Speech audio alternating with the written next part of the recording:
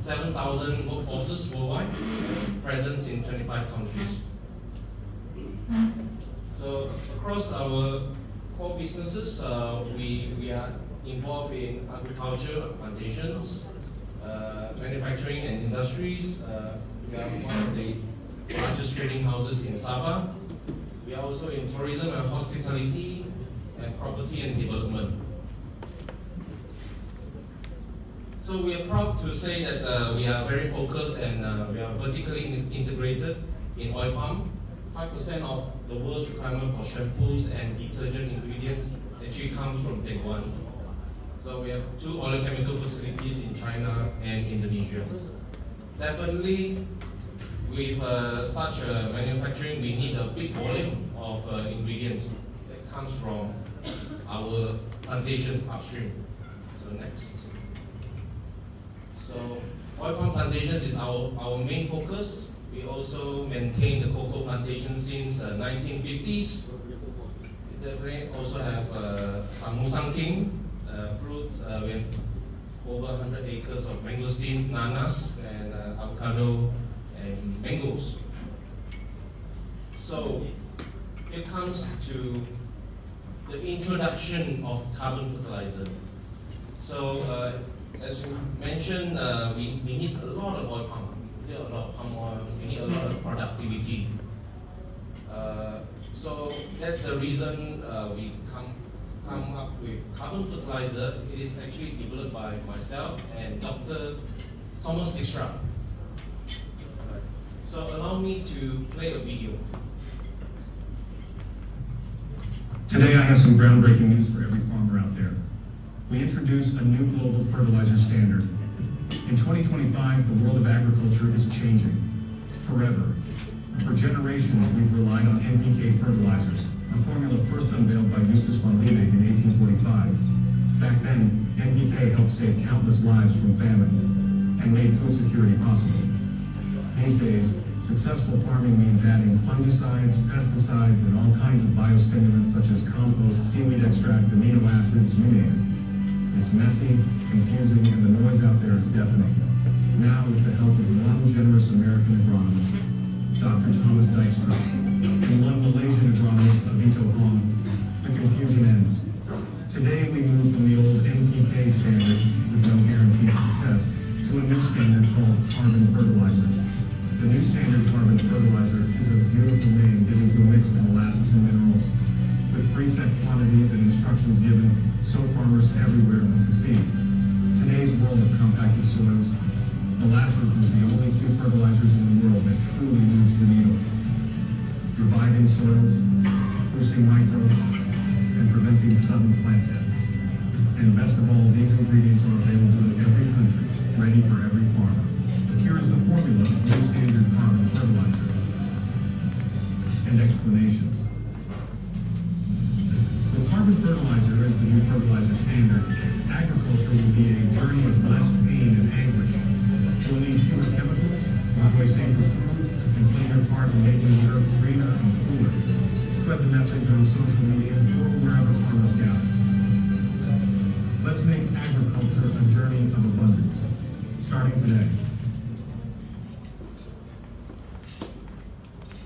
Right, so you may have heard of the keyword molasses. Molasses is a newly discovered fertilizer.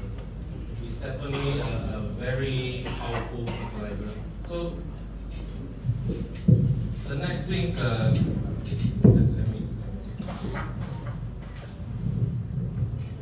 so have you started using carbon fertilizer? So miraculously, carbon fertilizer works for all types of plants. It's very good at stimulate flowering and fruiting universally. Look at oil palm. These are not internet photos. These are from our own data. Oil palm. Next, mangosteen. Look at the flowers. Cocoa. The clusters of dense clusters of flowers. Durian, avocado, mango, rambutan, paddy works very well. Coconut, rubber, papaya, watermelon. And even vegetables, leafy vegetables, and you got flowers. Who plant flowers at home? everyone, right? So strawberries. This is strawberry, not in Kundasang, not in Cameron Highland, but in Tawau. Orchids. So the flowers, you look at how short they start flowering. So, right, next. And carbon fertilizer also works in all types of soil. We have carbon fertilizer very suitable for low organic matter soil, which is pretty much everywhere. Very acidic soils, also everywhere. Chemical polluted soils, which are, for example, where there are glyphosate-laden soil, which is everywhere these days in our plantation. And also, carbon fertilizer enables organic agriculture with no till for the first time. Because we all know that when you do organic gardening or organic farming, you need to buy the chicken dung and then till it inside the soil. So this is the first time you can do organic agriculture just by spraying without tilling. It's very suitable for hydroponics and also for planting cold climate species in hot climates, such as the pictures. We can plant grapes and strawberries in slightly hotter climates. So what is exactly carbon fertilizer? So this, even though I've been introducing, you still ask, what is carbon fertilizer? So, where are the bottles? Bottles? Right. Okay. So, I'll show you 3 bottles. This one is molasses. This one is microbes. And this one is fertilizer. So when you mix 3 of them together, it becomes the so-called carbon fertilizer. And it is actually not a product.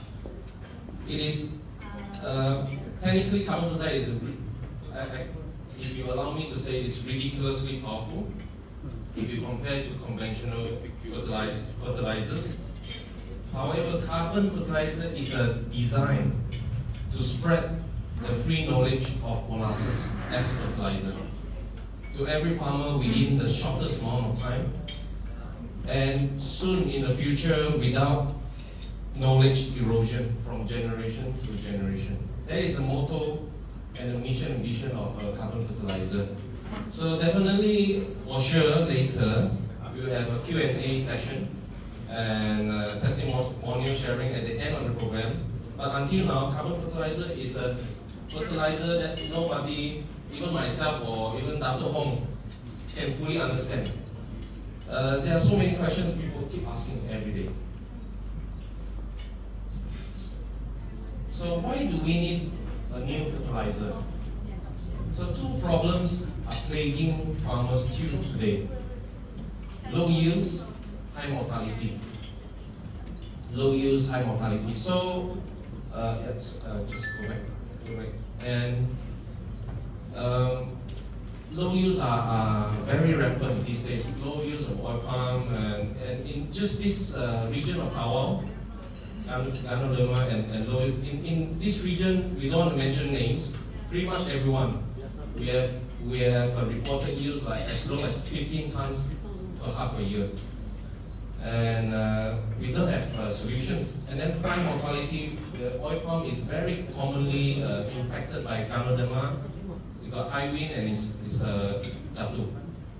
So it's in the news headlines for the past 10 years, but we don't have solutions, to be honest. And it's actually a very hard question, very hard and a difficult solution. But we are fortunate we have a solution today. So let's discuss the journey of carbon fertilizer.